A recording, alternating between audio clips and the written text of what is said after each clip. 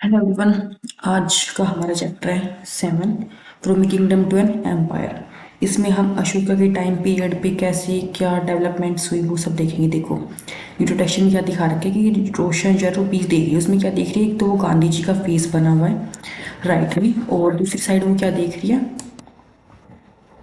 कि वहाँ पे लोएंस बने हुए हैं। तो पूछ रहे कि लोएंस क्यों बने हुए, क्या स्पेशल है इनमें, ठीक है। और ऐसी पिक्चर क्यों बनी हुई है ये भी आपने देखा होगा। ये अजीब सी ऐसे थ्री फेस है इसमें और ये ऐसे नीचे पूरी है। तो ये जो हम लोएंस देखते हैं ना अपने नोट्स पे कोइंस पे, इनकी ना बहुत लंबी हिस्ट्री है। ये क्या है, एक पत्थर पे बने हुए हैं और ये बहुत बड़े एक पत्थर का ही पिलर है उसके ऊपर रखा हुआ है, ठीक है, सारनाथ में। इसके बारे में हम क्या है चैप्टर 6 में डिटेल में करेंगे। देखो फिर क्या है, अशोका ने बनवाई थी ये, ठीक है। और ये अशोका कौन था, ये एम्पायर अशोका, इन्होंने रूल किया था अपने पहले से रूल अपने ग्रैंडफादर की जो उन्होंने एम्पायर बना के दिया था चंद्रगुप्ता मौर्य ने, उसी को आगे कंटिन्यू किया था। जो चंद्रगुप्ता कौन थे, इनको जो है एक वाइस मैन थे चाणक्य और कौटिल्य, उनको सपोर्ट करके उन्होंने राजा बनाया था। चाणक्य का आइडिया था जो है ये कहाँ पे लिखे हुए हैं, ये उनकी एक बुक लिखी है उसने अर्थशास्त्र, उसमें लिखे हुए हैं। अब देखो यहाँ पे ना बहुत इंपॉर्टेंट बता रहा है ये डायनेस्टी क्या होती है। हम कहते हैं ना कि ये देखो अशोका मौर्य डायनेस्टी से था या ये इससे था। क्या कह रहे हैं, जब किसी एक ही फैमिली के मेंबर एक के बाद एक राजा बनते जाते हैं ना कि उसका बेटा वो राजा उसका बेटा वो, तो हम उसको डायनेस्टी बोल देते हैं। तो जैसे कि मौर्यास की जो डेंसिटी है उसमें 3 इंपॉर्टेंट रूलर्स है, चंद्रगुप्ता, उसका बेटा बिंदुसारा, फिर बिंदुसारा का बेटा कौन, अशोका, ठीक है। और उस टाइम पे देखो कहाँ कहाँ पे इनकी कैपिटल्स थी, इंपॉर्टेंट इनकी प्लेस थी। तक्षशिला ये क्या था, गेटवे था नॉर्थ ईस्ट का। उज्जैन क्या था, ये रास्ता पड़ता था नॉर्थ टू साउथ इंडिया के लिए। और यहाँ से ऑफिशियल और जो क्राफ्ट पर्सन है ना वो यहीं पे रहते थे। फिर सेंट्रल इंडिया में क्या था, कुछ फॉरेस्ट एरिया था जैसे आप अब भी देखते हो एमपी पे, वहाँ पे जो लोग हैं वो गैदर करते थे। और जैसे कि अब हम पढ़ते हैं ना, वहाँ का कुछ भी फूड इकट्ठा करेंगे और जानवरों को हंट करके उनका खाना खाएंगे, ऐसे ये सब लोग रहते थे। और अलग अलग लैंग्वेज हर जगह के लोग बोलते थे, ठीक है। यहाँ कुछ इंपॉर्टेंट जगह बता रखी है सारी। यहाँ देखो ये उज्जैन है, यहाँ पे ये साची है, साची स्तूप यहाँ पे बनवाया था, ठीक है। ये टोपरा, काशी, मेरठ, ठीक। देख how are empires different from kingdom. अब क्या कह रहे हैं, हम कई बार तो एम्पायर्स पढ़ते कई बार किंगडम्स पढ़ते, तो एम्पायर्स और किंगडम्स में क्या डिफरेंस है। क्या कह रहे हैं, जो एम्पायर्स है ना उसको ज़्यादा रिसोर्स की ज़रूरत पड़ती है, ठीक है, देन किंग एम्प्रर को। एक तो सम्राट हो गया और एक राजा हो गया। सम्राट को ज़्यादा रिसोर्स चाहिए, ठीक है। और जो सम्राट है ना उसके पास ज़्यादा बड़ा किंगडम होगा और उसके पास इसलिए उसको ज़्यादा बड़ा साम्राज्य, ज़्यादा बड़ा महल है तो उसको ज़्यादा बड़ी आर्मी चाहिए उसको रक्षा करने के लिए। इसीलिए उनको ज़्यादा नंबर में ऑफिशियल्स भी चाहिए, ज़्यादा दूर ज़्यादा एरिया में टैक्स कलेक्ट करने के लिए। फिर यहाँ पे आता है रूलिंग द एम्पायर। देखो ये ना बहुत ही बड़ा होता है और डिफरेंट पार्ट होते हैं और इनको ना अलग अलग तरीके से रूल करना पड़ता है कि ये नहीं कि हर जगह आप सेम तरीका चलाते रहो, ठीक है।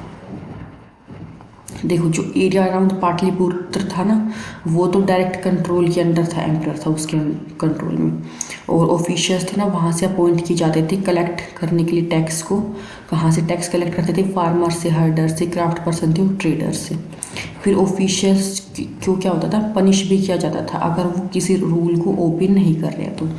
और ऑफिशियल को सैलरी दी जाती थी इस काम के लिए।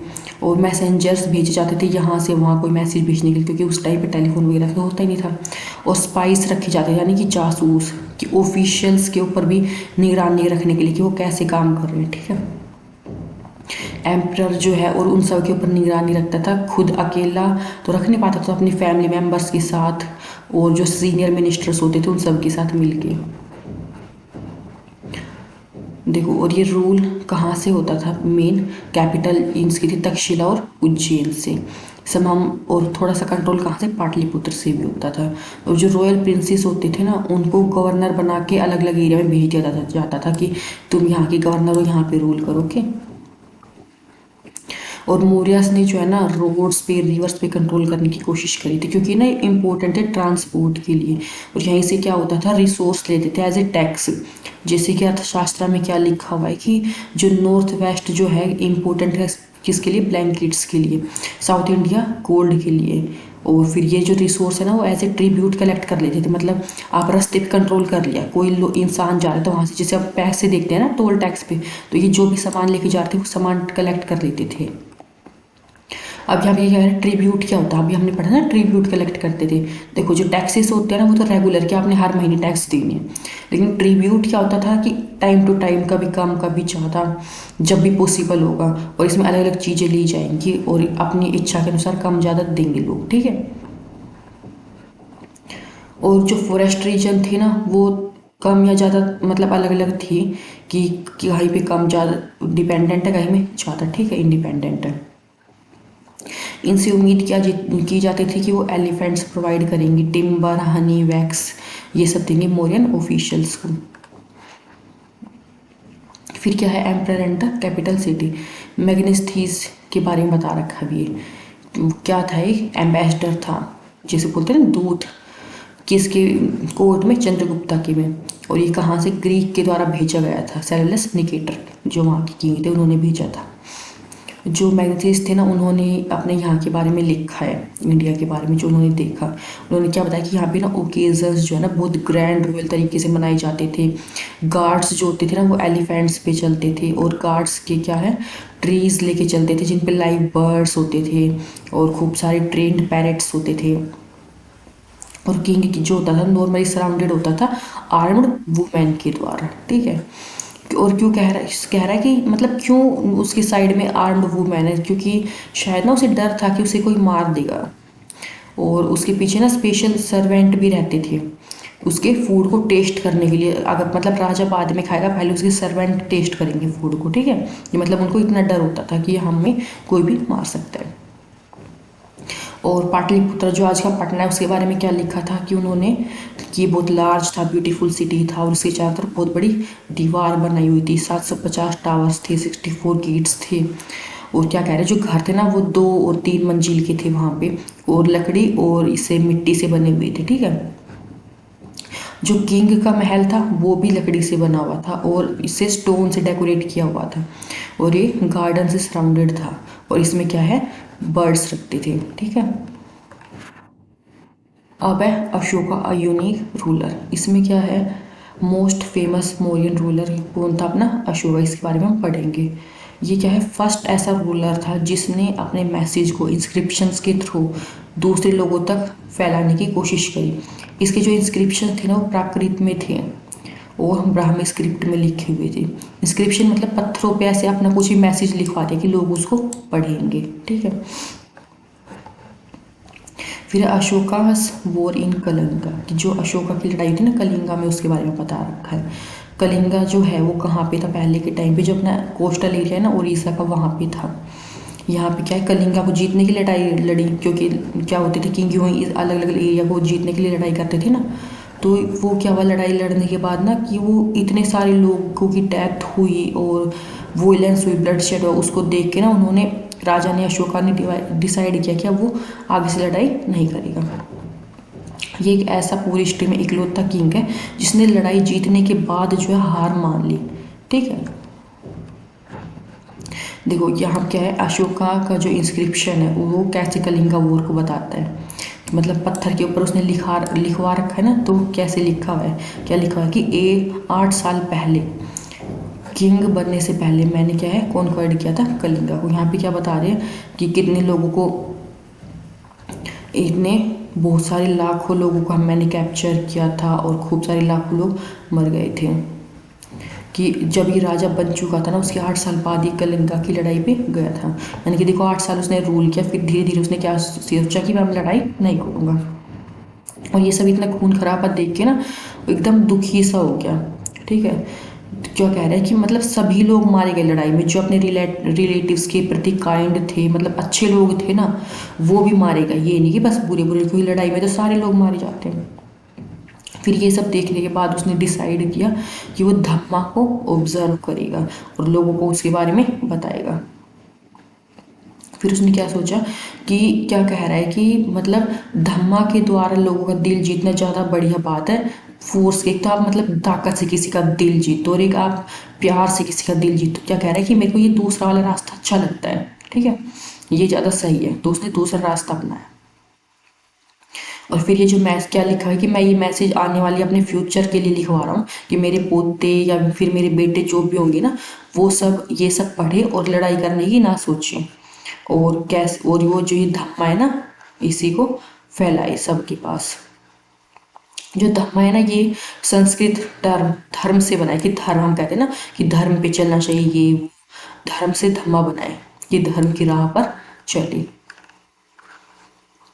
फिर अब वोट वॉज अशोकास धम्मा की अशोका का धम्मा क्या था, मतलब सबका धर्म का ना अपना अपना मीनिंग होता है, कोई धर्म का मतलब कुछ समझता कोई कुछ। तो अशोका का धम्मा क्या था, इसमें ये नहीं था कि हम भगवान की पूजा करेंगे, सेक्रीफाइस देंगे, और कि उसमें मतलब ऐसे था कि जैसे फादर जो है ना अपने बच्चों को सिखा रहा है कि उनकी ड्यूटीज़ के बारे में कि देखो बेटा तुम्हें ये करना चाहिए, ये सही है, ये गलत है, ठीक है। और ये जो इसकी टीचिंग थी ना वो बुद्धा से इंस्पायर्ड थी। देखो उन्होंने जैसे क्या समझाया कि हमारे ना आसपास कितनी सारी प्रॉब्लम्स है जो हमें दुखी करती है। देखो लोग जो है ना कि अलग अलग रिलीजन्स फॉलो करते हैं, लड़ाई होती है उनमें, जानवर की बलि दी जाती है, और जो अपने नौकर है उनको गलत तरीके से ट्रीट किया जाता है, लड़ाइयाँ होती है घरों में। तो अशोका ने क्या सोचा कि मतलब क्या फील किया कि ये उसकी ड्यूटी है कि वो इन सारी प्रॉब्लम को सोल्व करे, ठीक है।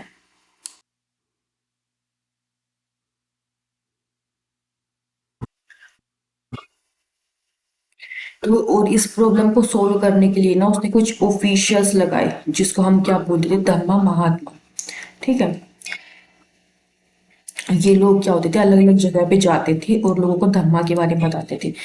और उसने अपने मैसेज जो है ना वो रॉक्स और पिलर्स पे भी लिखवा दिए। मतलब जो लोग खुद से नहीं पढ़ सकते ना, जो मतलब जिनको पढ़ना लिखना नहीं आता, तो ऑफिशियल्स उनको पढ़ के बताते थे ये मैसेज।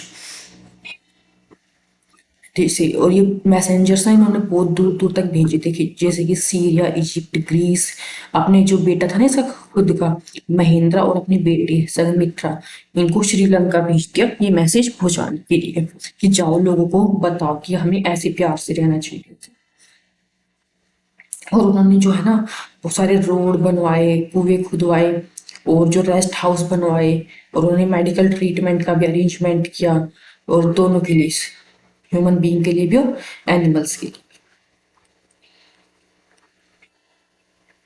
फिर देखो यहाँ पे क्या लिखा हुआ है, ये देखो ये जो फोटो बनी हुई है ना, ये भी अशोका ने बनवाई थी। ये कहाँ पे है, मौर्य के पिलर के ऊपर थी, ये रामपुरा बिहार में थी, और अभी ये राष्ट्रपति भवन में रखी हुई है ये। फोटो नहीं है ये, मतलब कि पूरी की पूरी ऐसे पत्थर काट के बना रखी है, ठीक।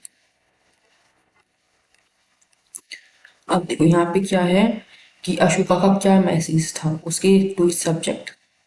देखो क्या कह रहे हैं कि लोग जो है ना अलग अलग वैरायटी ऑफ रिचुअल्स फॉलो करते हैं जब वो बीमार हो जाते हैं, या फिर उनके बच्चों की जब शादी होती है, फिर जब बच्चे होते हैं। तो क्या कह रहे हैं, ये रिचुअल्स जो ये रस्म होती है ना, ये इम्पोर्टेंट नहीं है। इसकी जगह लोगों को क्या है, ऑब्जर्व करनी चाहिए अदर प्रैक्टिस, ठीक है, कि हम क्या कर रहे हैं जो ज़्यादा और अच्छा फायदा होगा वो सब देखें। जैसे कि क्या करना चाहिए, अपने जो स्लेव्स हैं ना उनके साथ अच्छे से बिहेव करें, अपने जो अपने से बड़े उनकी रिस्पेक्ट करें, गिफ्ट्स दे, ठीक है। और किसी के रिलीजन के बारे में गलत ना बोले और अपने रिलीजन की तारीफ ना करें, ठीक है। ये सब पॉइंट्स बताए थे उन्होंने। ये देखो यहाँ पे क्या है, ब्राह्मी स्क्रिप्ट में ना आ लिखा हुआ है।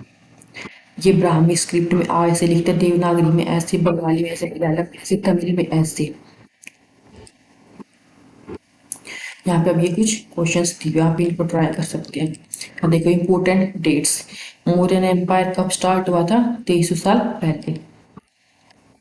ये यहाँ पे मैप दिया हुआ है, सिल्क रोड का कहाँ से कहाँ होता है, देखो।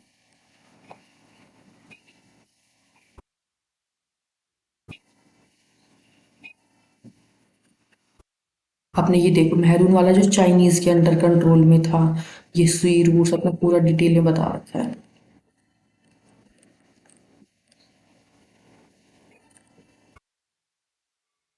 अभी लुकिंग अहेड मतलब जो हम नेक्स्ट चैप्टर में आगे के राजा के बारे में पढ़ेंगे। क्या कह रहे हैं, मौर्यन एम्पायर जो है ना 2200 साल पहले जो है वो खत्म हो गया था, और फिर बहुत सारे किंगडम्स खड़े हो गए, जैसे कि नॉर्थ इंडिया में kings known as Indo Greeks, followed by Central Asian people known as Shakas यहाँ पे आए। नॉर्थ वेस्ट में शाकास जो है वो गुप्ता के द्वारा हरा दिए गए। ऐसे हम धीरे धीरे करके सारे के सारे कंटिन्यू करेंगे। ठीक है, चोलास चेरास पांड्यास के बारे में पढ़ेंगे एक एक करके सारे चैप्टर में। तो मिलते हैं अपने नेक्स्ट चैप्टर में। Thank you.